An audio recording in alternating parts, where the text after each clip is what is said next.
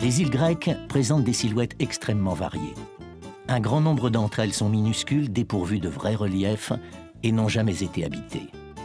Certaines ont toujours été fréquentées malgré leur activité volcanique. Quelques-unes sont très difficiles d'accès, alors que d'autres ont été peuplées depuis la plus haute antiquité. Le climat méditerranéen et la rareté des terres cultivables ont conditionné la vie dans les îles.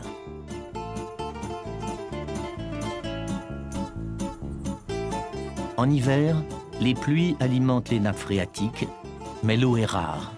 Et dans la mythologie grecque, elle était protégée par les dieux.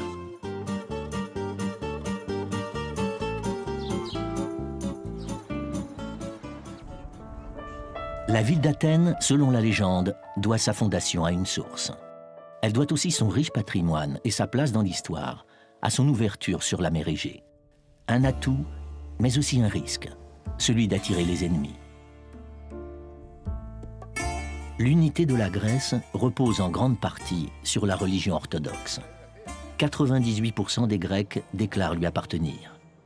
L'Église orthodoxe est le deuxième propriétaire foncier du pays, après l'État, et la religion dominante selon la Constitution.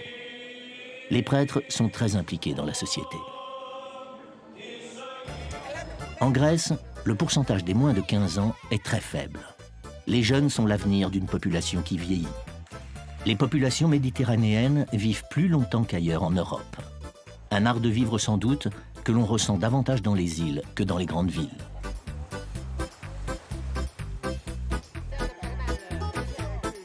La population d'Athènes a triplé depuis la Deuxième Guerre mondiale. Dans cette ville trépidante vivent 40% des Grecs, en raison notamment d'un fort exode rural. Entre la capitale et les îles, le mode de vie traditionnel assure la cohésion. L'habitat grec a marqué l'histoire de l'architecture. Avec ses blocs compacts et ses volumes cubiques, il a influencé les architectes contemporains comme Le Corbusier. Les murs blancs réfléchissent la lumière et les petites ouvertures ne laissent pas entrer la chaleur. Le schéma géométrique des cités a inspiré les urbanistes jusqu'en Amérique.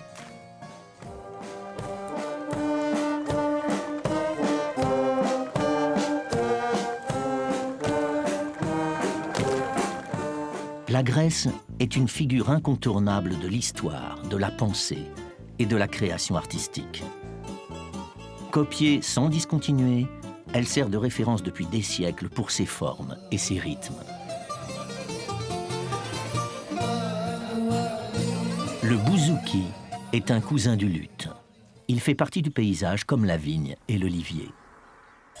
Malgré le manque de pâturage, l'élevage est une des ressources ancestrales. La géographie a forcé la Grèce à se tourner vers la Méditerranée.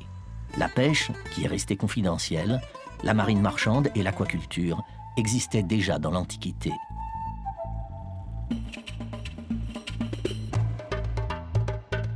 L'activité industrielle a fortement accru la dépendance énergétique du pays.